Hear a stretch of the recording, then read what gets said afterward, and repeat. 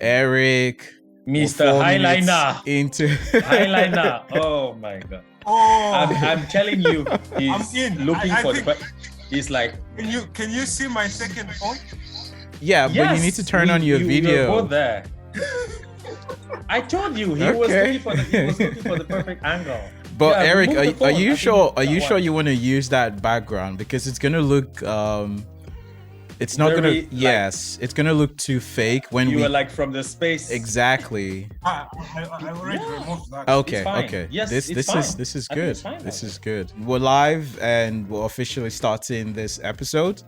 First of all, I want to say thank you to you guys for coming on and willing to share your experience and different expertise on the show today. I'm pretty excited about what we're going to talk about. One, because I think it's viable.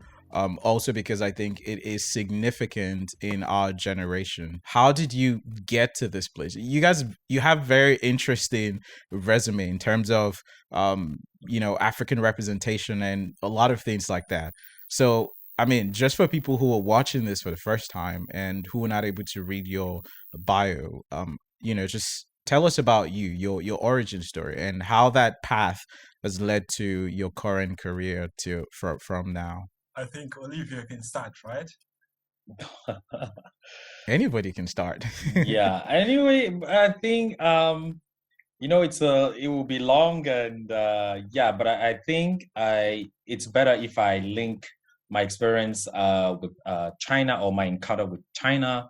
I think it makes more sense because currently I'm in China. So I think I'm a Cameroonian, and I spent quite some time in Cameroon. Also, I've been traveling around in Europe as well. But education, we're mainly in Cameroon and Germany. But then when it comes to China, for me, I have this I would say this hobby of learning languages. So I was quite curious about the Chinese, the many Chinese in Cameroon. That was in 2014 when I saw a lot of, I saw multiple Chinese businesses, Chinese projects, building stadiums in my country, roads, a lot of infrastructure projects, and me just approaching them, it didn't do any good because I couldn't even understand any Mandarin. So I started to investigate. That's how I came I came across Confucius Institute. That was in 2015. Yeah, I decided to take some few classes just to be literate, Mandarin literate, and then to see, because my bottom line is still to be a diplomat, and as such you have to understand actually any kinds of people that are in your country, or you might also be called to travel abroad. So I ended up in a Confucius Institute, but short term, and within the Confucius Institute I learned a lot of not only the Mandarin, because it's mainly teaching you about the Chinese language and the culture. But then I also started digging deeper in terms of educational systems, and because I wanted to know how many Chinese in Cameroon, what are they doing, what are their work ethic. I had no intention of going in China at that time. So, and then I had it was around the Minister of Foreign Affairs, Chinese Minister of Foreign Affairs visit to Cameroon. The Foreign Affairs visits African countries, and then he came to Cameroon, and I was actually I was representing the Cameroonian youth to actually welcome him and show him, talk about Yaoundé, the capital city of Cameroon. That's when he actually introduced the whole Peking University, Tsinghua University. I had no idea, because we're actually not quite well informed when it comes to Chinese scholarship or Chinese, school or universities, at the very least in Cameroon. So he introduced those, Peking University, Tsinghua University, and he actually told me that you should go to Peking University. And after I checked on that, and then I decided to apply for Peking University. That's how the same year, 2015, I applied, and successfully I got enrolled at Peking University, but it was a Master of International Relations, Mandarin top. So yeah, that's how I came to, it was here and there. It was it was within a year, very short. But then, and I could speak some decent Mandarin, but I came to China by the end of 2015, and I found out like I was the first time in my life I'm illiterate because you know nothing, no Mandarin, a whole new word. I've never been in China before coming here. I've never been in Asia, so it was now a huge undertaking to move from illiterate to literate. So from illiteracy to literacy. So yeah, that's a rough, self-introduction about me and my encounter with China. Wow, that's one that's one really interesting story. I think Eric as well. Let's move to you. How would you briefly introduce your path to where you currently are right now and how that fits into China and Africa? Yeah, my story, I think it is actually quite a bit complex, and it's an uneven path, if I could say. We like complex. We like complex.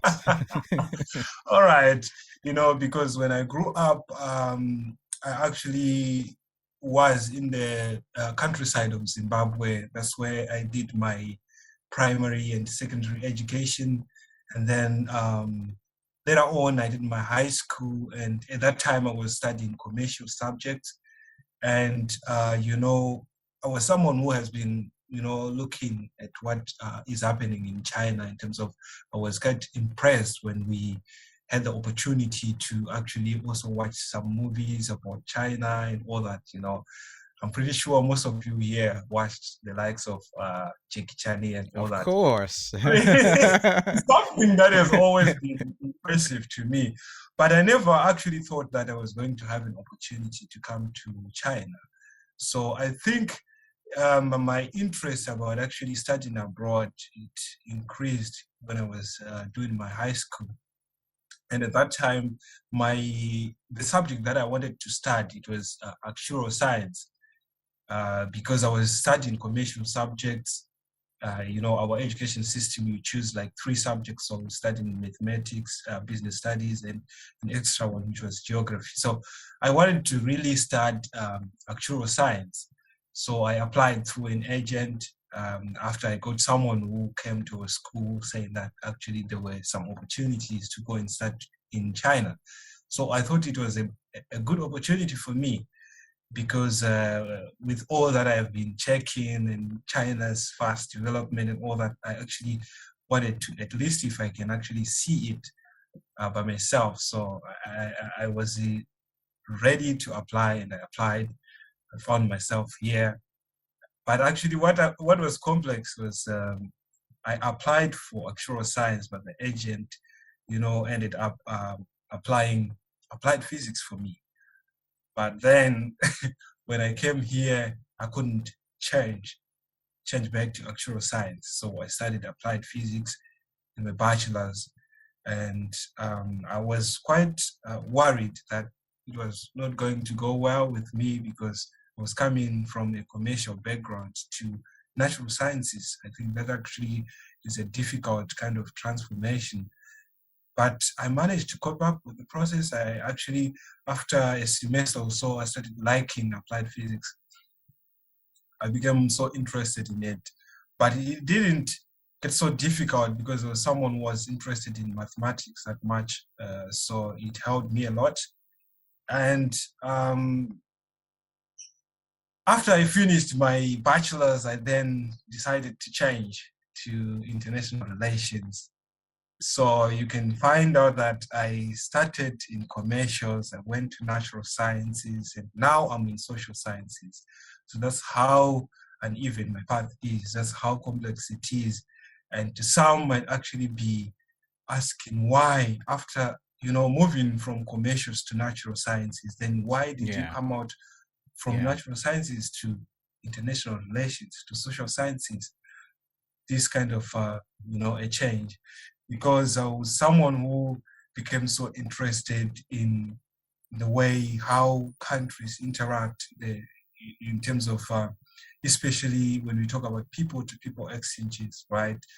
Because I've always been involved in public social welfare, even when I was in Zimbabwe, participated a lot in volunteer activities through Lions Club International. They have LEO, which is a project for the targeted at the youth. And I took part a lot. When I came to Hangzhou, I started also getting involved in that. So during my entire undergraduate period, that is actually was my focus when I was free, actually, to do all those public social welfare. So it actually also has an influence on the reason why I changed to natural sciences and interesting. Interesting. Wow. I think it's great how you guys have been able to forge your experiences, and I think it's interesting how you guys chose different different routes to get here, but there's a lot of similarity between where you guys currently are now, and we'll sort of use that as a segue into the concept of what I really wanted to talk about, which is Africa as a continent and the youths of Africa. Especially because you're a young person in this current day and age. You are leaders in your respective societies and you're scholars. So let's look at, and I'll start with Olivier. Why did you choose to study African history in China? Because when I read your bio and I saw that part, it really got me curious into, okay, I mean, China would be the last place that I think anyone would consider to come and study African history. So why did you make that decision to study African history here in China? Yeah, that's a very good question. Not only African history, but then to directly answer your question, when you get to a certain place, when you get to a new place, as I told you, the first time I came to China, I was like illiterate, right? You find out, like, you rediscover yourself, and you actually are aware of who you are more. This kind of perception is stronger when you are in a foreign territory. Do you understand? So you happen to understand more who you are, what you can do, what is it, these kind of existential questions. Actually, you get a lot of answers when you transpose yourself in a different environment where you are actually. Yeah, so I chose to study, I chose African history as one of my minors, because not that I am not confident about me being African or my knowledge about Africa, even though the empty cup mentality, we always have something to learn, but because it was to see how the Chinese people view Africa, to learn about Africa from a Chinese perspective. And that's why I chose, because I had the choice to choose English talk, but I chose Mandarin talk, because I wanted to understand the Chinese view of the world, the Chinese view of Africa, the Chinese view of China, Africa. Because when in Africa, or even if I come here and I still keep my comfort zone, I will see like Africa, China, from Africa to China. So, but I wouldn't be, I wouldn't notice. I wouldn't even try to put my feet in other people's shoes. Like we are sitting now. If I put a 6 here, I see 6, but you see 9, right? Yes. You see M and I see W. This kind of mentality. So it is a way for me to actually master both sides. As an African, I already understand the African perspective, even if I'm still learning 54 countries, because it is not because you're Cameroonian or Zimbabwean that you know what is happening, that you've mastered the whole Africa. We're talking about 54 countries, 50 plus countries. Absolutely. Yes. So, but it is also very interesting to understand the Chinese perspective. It's like, as I told you, my hobby is learning languages. Why? Because learning languages is like a door to understand the other people's perspective. And not that you will give up your perspective to adopt theirs, but you will add. You understand? You will add. What is the need in adding other people's perspective? Not judging if it's good or bad. The need is actually to give you more wisdom, a more comprehensive view on a particular issue or on particular, and also to be able to absorb, what needs to be absorbed, also to refurbish your country, your continent. So this is why I chose the African history, and it was very, I would say, was very rich as well, and I learned a lot. What is the Chinese view? What are the good side, the pecs? Do you understand? And also, I chose to learn about the African history in China, also to contribute, because they are also in a way learning more or deepening their understanding about Africa. And it is the perfect opportunity for me to fill in the some seeds of African agency, to show them what is the real Africa. Because for some of them, they've never been to Africa, even if they've been to Africa, but it is the great opportunity for me to deepen that understanding. That's also the reason why I came to China, to understand more. So it's a win-win kind of situation where I learn their perspective of Africa while also letting them know more about the real Africa. So that's That's great. That's a very strategic position to hold in terms of how we're being represented. Because rightly, as you said, for example, even as someone who's from the continent, it is nearly impossible to have an understanding of 54 different countries, right? But then another interesting question for you, Olivier, because this is more like towards what you are studying, is being African, right? We're at a point where, is it a national identity or a continental identity? And if it's either one, why is that so? Because you find a lot of people, especially in some places, where they think Africa is just one country, so is that a function of the continent being described as just one country, or is that just a misrepresentation? So how is this identity, how has this thing evolved over time to where we currently are now? Representation of African youth, African people all around the world. What do you think about that? Okay, first of all, you have to understand Africa is diverse and unique. This when you say diverse, I know that. When you say when you say diverse, many countries are unique. But then I think I've been in Europe too, so it depends on where you are, right? Because this identity is different from, it varies from people to people. So we are here in a place where, ever since I came here, the perception is like Africa is one. It's common. Africa is one. Africa is one. When you say Cameroonian, it's very difficult. So, but for me, I mean, the other thing that when I came to China, I got certain awareness, because you realize that you learn more faster about Africa being here. Absolutely. Let's say that's what I told you.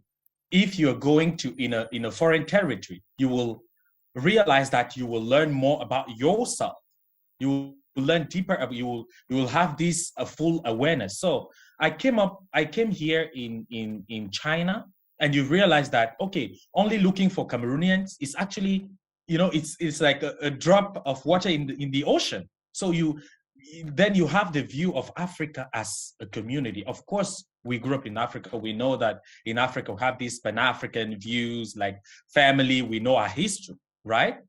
But it is stronger when you are abroad. Do you understand?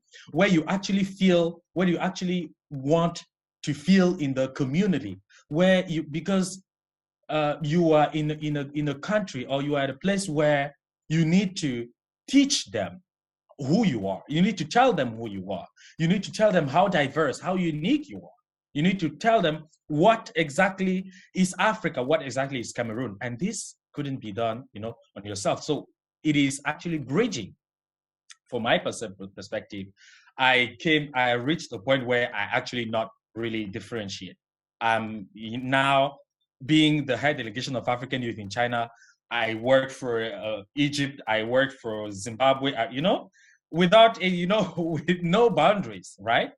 Of course, we have this kind of a patriotic, or this kind of patriot, view that you have to do certain stuff for Cameroon. But generally speaking, here in China, you act as African. And for me, I don't see any conflict or any, I'm Cameroonian, yes, but I'm African. So when I stand, let's say, that's why I said it depends on where you are, on who you're dealing with, and their perception, right?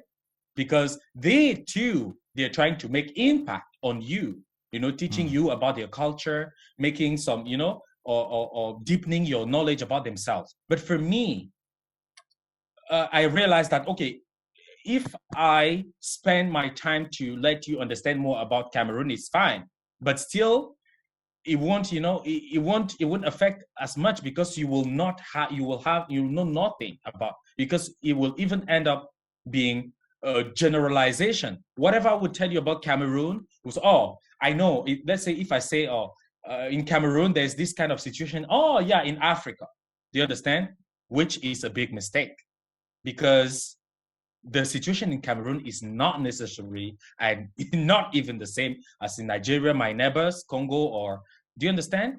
So it depends on who you're talking to and who you're dealing. But for me, the one, there's no conflict. I'm a Cameroonian, I'm an African, but here my overall goal is like, I am African, my Africanness, first, and then to move on to narrow down to be a Cameroonian. Yeah, I think that's interesting, though. And I would also like to, throw that to Eric in terms of the concept of identifying as, as someone from the continent or someone from your country. Just like, Olivier has mentioned, we're in a space where there is need to educate people more about the continent. Now, what is the most strategic approach? And which sort of goes to the question of, how can we really properly represent ourselves? Should we do that on a country level, which is, oh, well, I'm not from this, I'm from this specific country in Africa? Or should we embrace that whole continent and be like, you know what, yeah, we are, we're really just a bunch of incredible people from the continent. So in your perspective, Eric, what do you think is the best way that we should represent ourselves? Okay, I think Olivia mentioned it well. You talked about the person that you're talking to. And I would want to add on that. I think it also depends on the field that you are covering, or the area that you are in. And also, it also depends on the time. So why am I saying that? Because actually identifying as Africans, if we are in China, is unique in a sense, because we also have a way of looking at our African culture from a perspective of the unity of culture and diversity. That means, we all have a very diverse background, but we also have something that actually unify us. So besides that, if you also take a look into some of our ideologies, like philosophies, if I could say, like Ubuntu, it also has that aspect of actually, identifying us as a single, as a unity. So I think it doesn't matter if you are in China, you are in which area, as long as you are out of Africa, it's always, good to identify as a unity, as a single, unit. So I'm actually happy, and I'm always, proud to represent Africa. And at some time, of course, I have to opt to be a Zimbabwean. That actually depends with what I'm doing. But most of the times, as Olivia said, actually, because if you take a look at how the relations are defined, it's China-Africa relations. And the reason is not actually because Africa is one in terms of boundary divisions, in terms of culture. There are many things in there, but actually we can always also identify ourselves as a unity. So I think it's actually something that we should take upon ourselves. So when it comes to educating the locals about what Africa is, that's when we can actually split to say, there is Zimbabwe, there is Morocco, there is Cameroon. We have several countries. We actually have 55 countries in terms of, if we are talking about from an AU perspective. AU perspective, yes. We have 55 countries, 54 actually. 55 actually, according to 54, but the 55th one is not really, it's partial. Which one is that? I have no idea. The Which one below Morocco, the island, the island one. Yeah, no, it's not an island. Western Sahel. Western Sahel. Oh, it hasn't had much of a approval in the international community as a country. It's partially recognized. So it is recognized by the African Union, but then United Nations recognizes 54 countries. That's why you see every time when we talk about Africa, we always talk about 54 countries. But actually, according to AU, we have 55 countries. Wow. So those are some of the things that, when we are talking about the detailed history, the detailed, culture, the detailed status quo of Africa, some of the things that you can talk about. But when you're talking about the culture, I think we can always relate to each other as Africans. And also, I think politically, it's also one and the same thing. We have Pan-Africanism. I think Olivia talked about it as well. So there are many things that we relate to each other as Africans, but it actually doesn't mean that we don't have boundaries. I think we should actually make that point clear there. Identifying ourselves as Africans doesn't mean that we don't have backgrounds, we don't have diverse languages, we don't have diverse cultures, we don't have different food and clothes. It doesn't mean that. It actually means that we have something in common as a people. Yeah. Let's keep it real here. Before the countries were formed, we didn't have that segregation of this is from this is from this. Yes, we were diverse, but we still existed as one people in a way.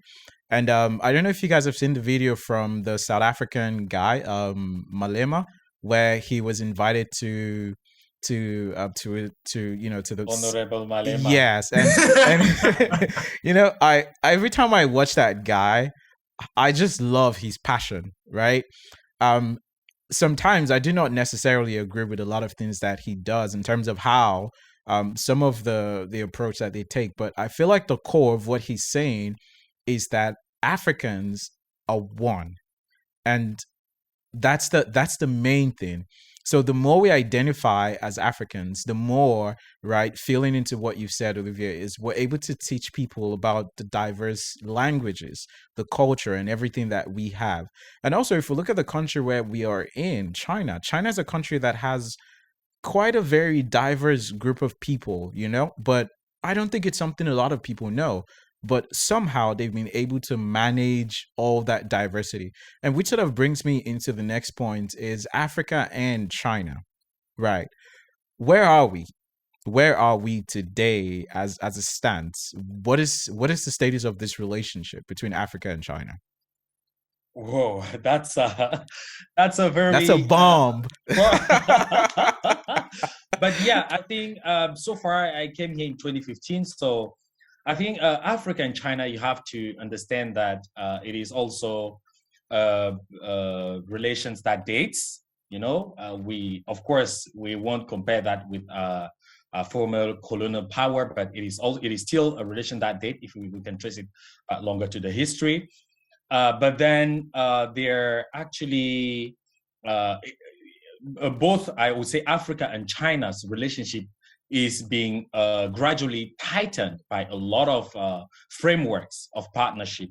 We have the FOCAC, for example, Forum China-Africa Cooperation, which actually is actually putting a lot of frameworks that will pair China with a variety of African countries, under many projects, right? So that's where, if you look at the numbers in terms of trade, in terms of commerce, the numbers are very high. You see China, the biggest partner, infrastructure, that China has a very good brand in infrastructure. And even among the youth, you can see that it ranks actually already I would say the second after France, in terms of African students, studying overseas. France being the first, passing UK and the US already. So you can see that there is this kind of, increasing trend, of tightening the relations. But then, of course, there are still a lot of challenges. In terms of, I'm wrapping up just to leave Eric some content, because I can cover everything. But, don't do that to him. Yeah, but then I think one of the various challenge, and Eric will actually add up to that, is actually at the people to people level. That's why you see, if you look at what we've been doing, Eric and I, we've been involving, on a down-to-earth perspective at the people-to-people level, because we noticed that a lot that is going on between Africa and China it's been government-to-government relations. A lot of agreements signed, but people actually don't feel it. Don't feel the mean of having those projects. Let's say, for example, if you build a stadium, is to have some athletes, some players, some football player to play there, right? What if the people don't feel that? Do you understand? So those projects are not actually, to a certain extent, reaching out to the people. So there is still a gap, and there are a lot of misunderstanding. We mentioned a couple of them, the African perspective or perception about China, and vice versa, the Chinese perception about Africa, and which actually hinders, which is actually a great obstacle in both sides, dealing the relationship, and even the media. But I will come later. Let's Eric add on that. Otherwise, he will say I covered everything. And yeah, Eric, throwing some light. Yeah, actually, he always likes to do that, finishing all the points for me. Actually, okay, so China-Africa relations, they're actually long than we think. We actually share a very long history. We might be talking about 1960s, but actually that's not where the relations start. The first guy to visited Africa 1,264 years ago. It was Du Huan. It was Zheng He. Zheng He went to Africa. Zheng He went to Africa in Ming Dynasty. The first guy was Du Huan. Du Huan, yes. Du Huan went there 1,264 years ago. I actually was checking about the figures some days ago. And at that time, it was people to people. He just went there, and the same thing happened with, what is the guy? I think Batuta from Morocco. You can check about that. He also visited I think China. I read that as well. So he was just a casual traveler. So he was a traveler. So these two guys, Du Huan and Batuta, they differ from Zheng He in the from a perspective that Zheng He established the trade. He's one of the guys who started, setting up. He had to set up the foundation for things like this, Silk Road, maritime, and all that. But then you realize that I think what we learned from this interaction back then during the ancient times, it was a down-to-earth interaction. You have Du Huan, you have Zheng He, they went to Africa. You also have Batuta and the other guys who visited China as well to understand what was happening in the East. So it was always a down-to-earth interaction. It was starting from a people-to-people level. So I think now we should also, bring back that kind of, people-to-people exchanges between China and the African continent. So that's why Olivia was actually talking about that just now. And I think that's actually very important. People-to-people exchanges, the youth-to-youth exchanges as well. Why? Olivia mentioned about it, that a lot of students are also now preparing to go to China. Recently, maybe if we could say before the pandemic, because of the pandemic, I think a lot of things just got invented. We have a lot of classes now being carried out online and all that. But after the pandemic, I think the trend will resume. We will see more and more students coming to China. So the youth-to-youth exchange is something that we should also focus on. Because also... sorry to cut you short, Eric, but you're mentioning something very critical, which is a very important question that I have. Mentioning the youth-to-youth exchange, I'm guessing in this case we're talking about youths from the countries on the African continent and Chinese youths as well. But we say this a lot, but the question is how can we enhance cultural representation on both sides? How can we make sure that we're integrating more and causing mutual exchange? How can we do that? Yes, I think what is happening here is that we actually have misunderstanding on both the sides. We Africans do not understand China. The Chinese youth also do not understand Africa. So we should actually do a lot of work in trying to actually share the African perspective with them as they are sharing the Chinese perspective with us. But also, let's also be ready to learn their culture first, because we seem to also not be interested in learning the Chinese culture, but we also want them to understand the African culture. How is that going to happen? We should be ready to learn and also to share. So it's mutual learning. That's actually a mutual learning and mutual sharing of experiences. That's something that we should be focusing on. And this approach should be a down-to-earth approach. It can also happen in entrepreneurship. Let's share, cooperate with the Chinese. We have a lot of them, very young ones going to Africa, investing there, but we are not getting into cooperation with them. We are not getting into cooperation with them. So let's cooperate from the grassroots, interact with them from many different angles, even in, academics. When we are doing some academic works, we can also work together. I think that's actually the best thing.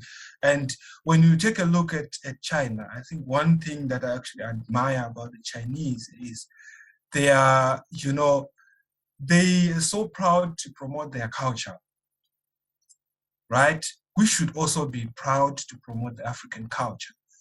We have a lot now, also, as I was saying, that we should be ready to learn the Chinese culture, right? We also now have, in China, they have a phrase that they call Zhongguo Tong, meaning someone who understands their culture more, right? But we should be ready also to have the African Feijiu Tong, if we are going to say it in Chinese. A lot of Chinese who understand Africa and are ready to share the African perspective with their companions. I think that's actually something that we should be focusing on. There is a very long way to go, but I think we can do this if we really take it upon our shoulders as the youth to say, no, you see what is happening here is we have a lot that we can benefit from each other. It's a win-win cooperation. It's a cooperation of equals. Yeah, so I think to just to summarize, I think a lot, he actually said it all, but I think the two two main intakes of what Eric just mentioned. I would totally agree with him because we're always working together. I mean, proactive us. I mean, a proactive. When I say African agency, the African youth should be proactive. And number two, like balancing. Proactive in terms of, as he mentioned, you have also you need to be proud to share about your African culture, your African, so always be proactive, because the Chinese, as he mentioned, the Chinese are very, very proud to, they are so proud to share about their culture, to share about their country, that, they're always framed by propaganda and everything. Of course, you can say what, but I call it national branding, right?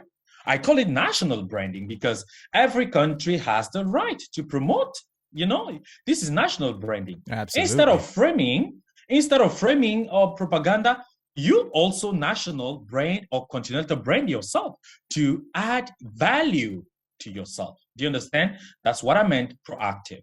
So we should be proud to share about the African culture. And in that sense, we also would be able to attract more Chinese in Africa, right?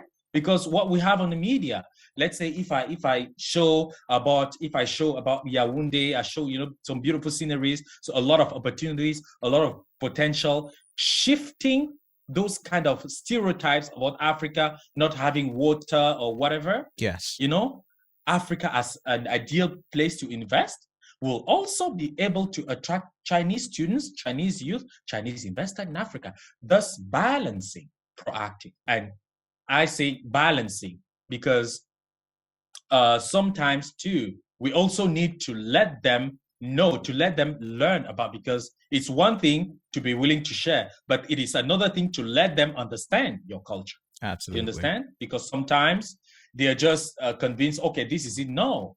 That's why Eric, and like he said, Jungo Tong and Fejo Tong, actually we like those type of discourse, because this Fejo Tong, actually we are trying to make, even, it doesn't matter whatever you do, we're trying to make everything even, right? That's why there's also a phrase in Chinese, learn about the real China. If you look at the slogan, no, go there, or travel around China to learn about the real China, even on the media.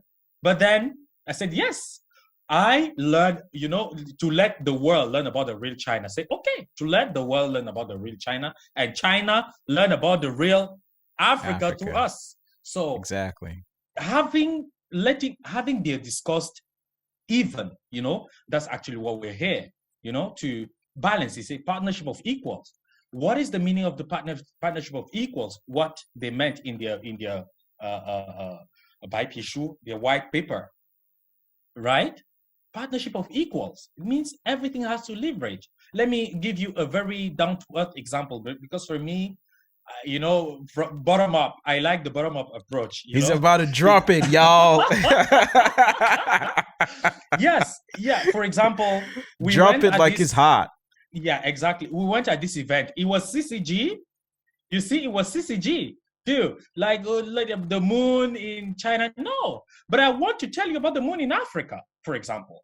And that's why we were so many foreigners there, but the moon in China, because they organized events such as to share about, your impression about the moon or this Mid-Autumn Festival in China. But sorry, for me, the overall goal is, yes, to learn about what the moon means for China, but then to let you Chinese know what the moon means for Africa. What it means. So when I stood there, instead of talking about the moon in China, the moon in Africa.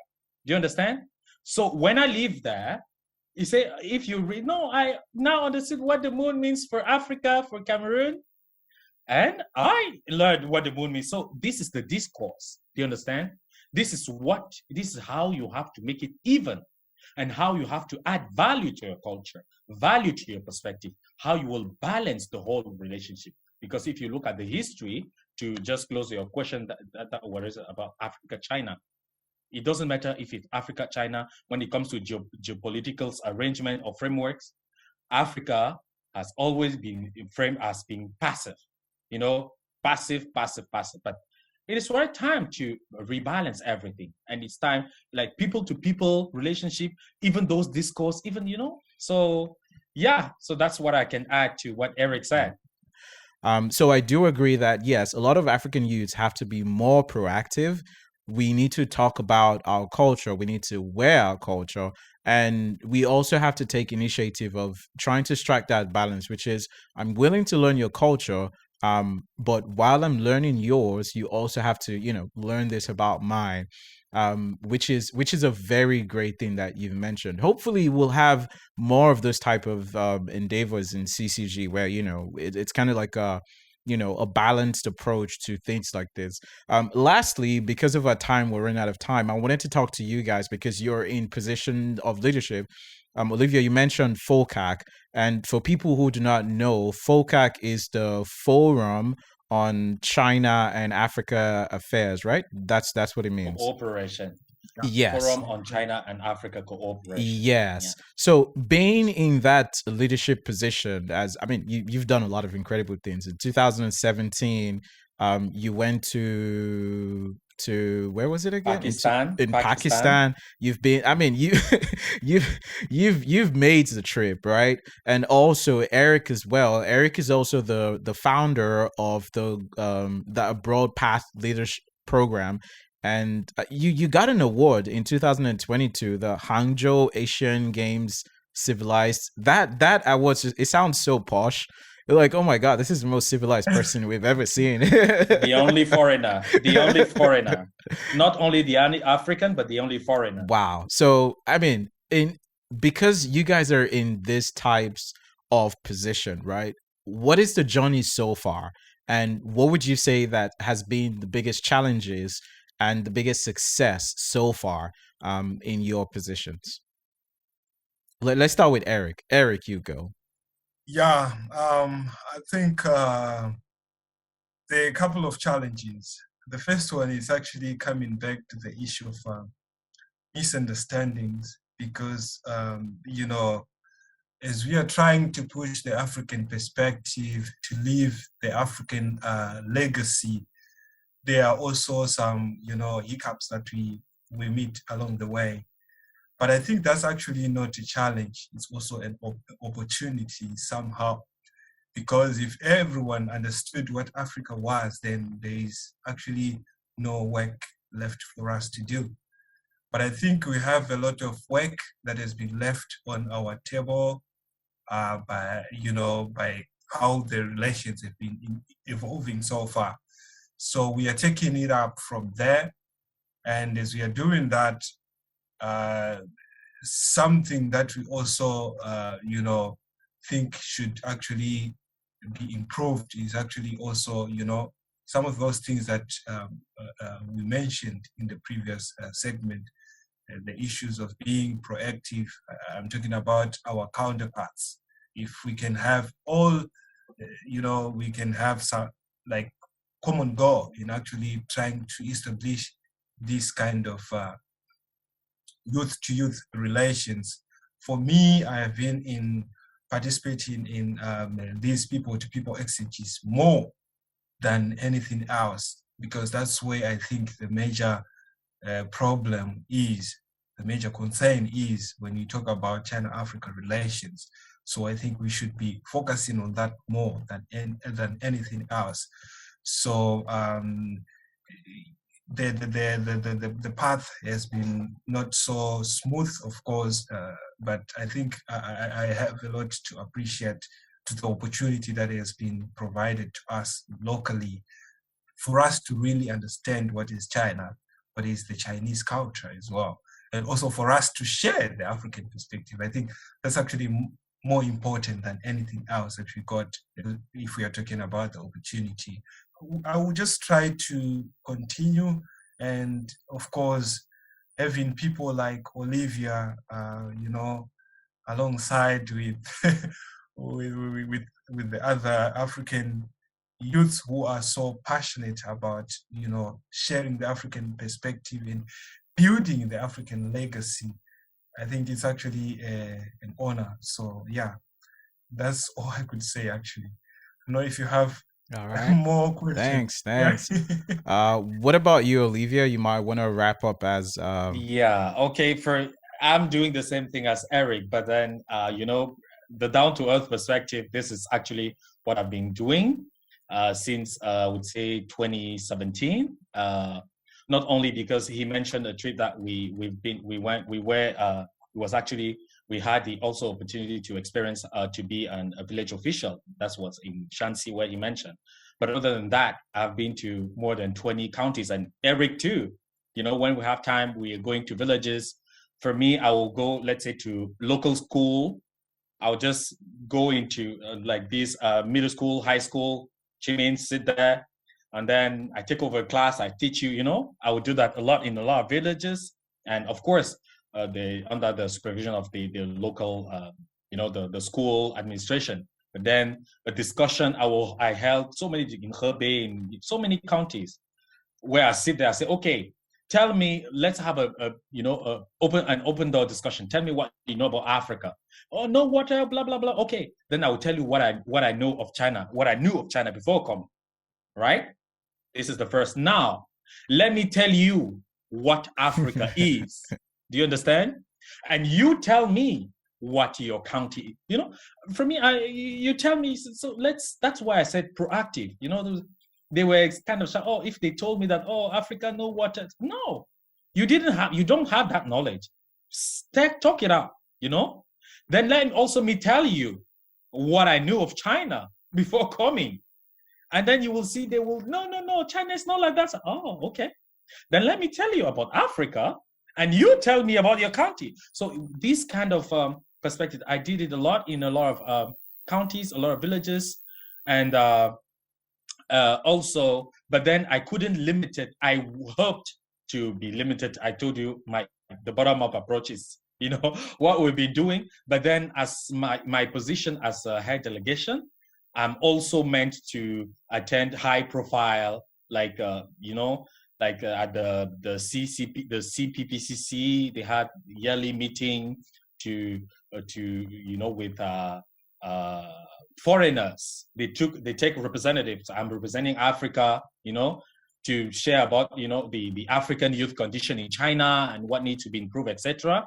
So I did a lot of high profile, and the latest actually was the human rights, the South Human Rights Forum with the ministers, and yeah. So this high profile, even if it's high profile, minister or not, the root is the same.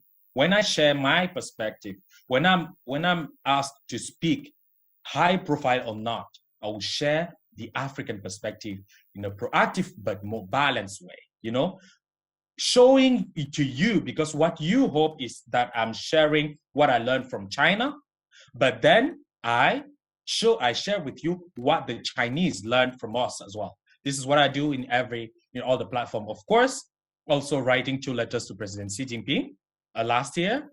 Also in the same, how can I say that? In the same spirit, try to share what we learned in China, but also chiming in some of the suggestions, what we think, how should we improve the China and the world's relationship, how should we balance it, etc. And he replied twice. Also writing a lot of, as a head delegation, you have a lot to do. Also writing a couple of letters to regarding several, I would say, big cases that happened within Africa-China scope. We all knew about the